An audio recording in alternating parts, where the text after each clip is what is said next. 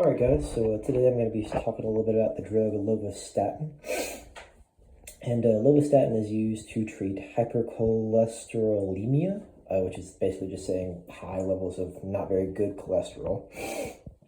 And just a few things about the drug before we start. General overview of it is that it's from the statin family, so it's going to have a certain structure to it, which we'll see in a second. It's going to inhibit the enzyme HMG-CoA reductase, which is a crucial step for the body's cholesterol production. The final effect, amongst some other things that I'll talk about in a second, is going to be a lowered, undesired LDL, low density lipid cholesterol levels in the blood.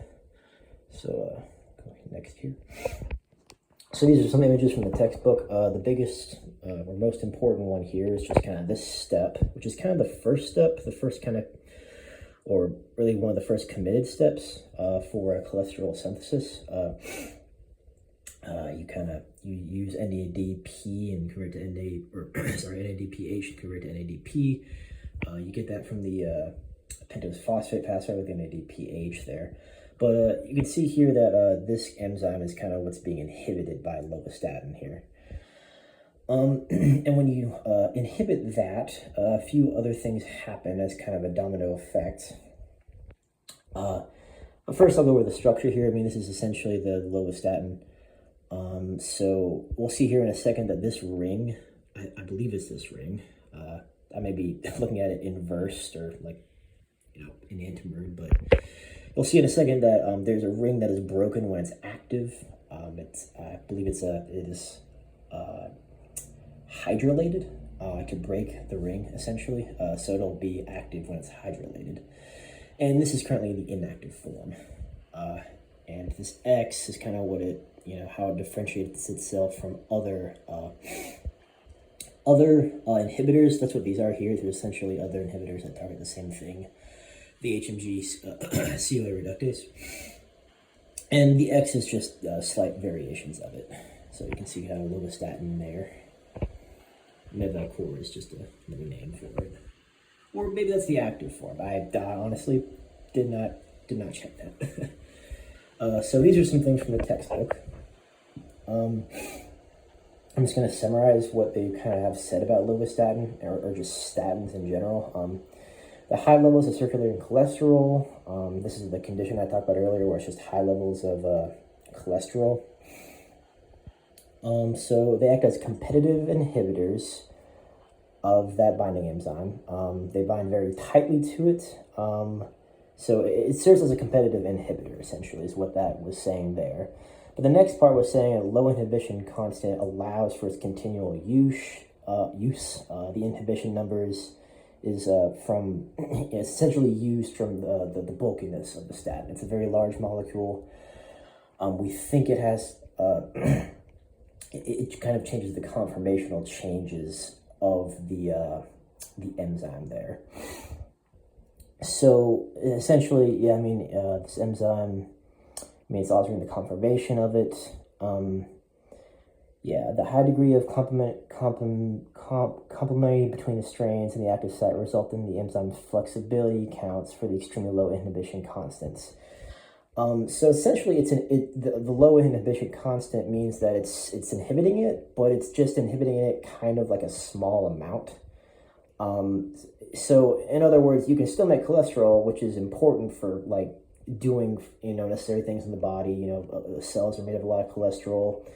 Cholesterol makes steroids that go inside cells.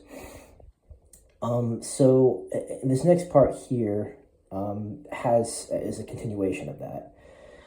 So essentially, because your body kind of adjusts at first when you first use this statin drug, but after a second, what the liver does is there's a reduced hepatic cholesterol levels in the drug. In the liver, reduced hepatic cholesterol levels trigger LDL receptors to express from the liver, which enhances the removal of them from the bloodstream. So if there's more receptors, essentially the LDL can find places to go better and that gets it out of the blood, which is kind of the whole thing. You kind of want it just out of the blood.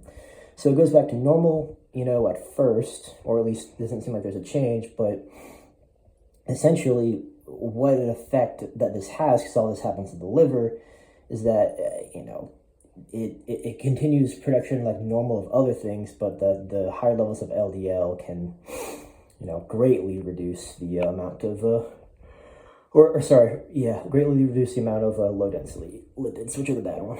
So I just want to talk about that, and also just the difference between the active and inactive form. That's about it. It's essentially, lowering LDL, inhibiting is kind of where it's at, and just the fact that the competitive inhibitor allows for its continued function, but not in a way that is, harming the production of other things.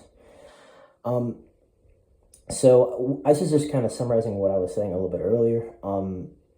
The lactone form is in the inactive form. So it's got two forms of lovastatin. We've got a lactone form and the beta hydroxyl acid form, which is essentially saying, chain is not broken, chain broken. And we'll see a picture of that in a second here.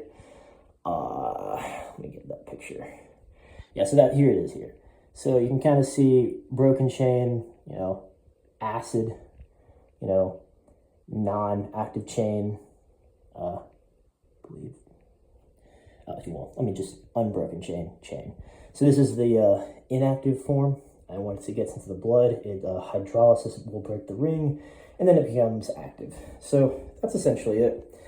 That's how it changes, and all this happens in the liver. So in which the liver controls a lot of the cholesterol processes. I mean, it's kind of the main hub for it as well. So yeah, that's about it. Thank you guys for listening, and talk to you guys soon.